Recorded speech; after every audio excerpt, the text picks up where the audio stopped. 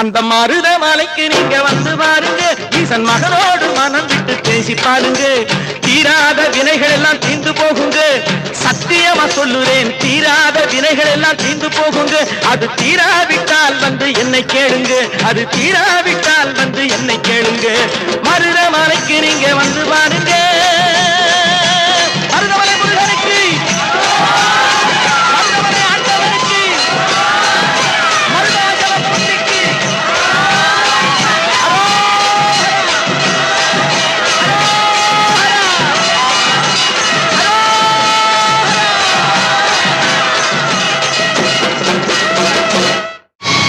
கண்டுகொண்டேன், வந்தது யார் என்று கண்டுகொண்டேன்.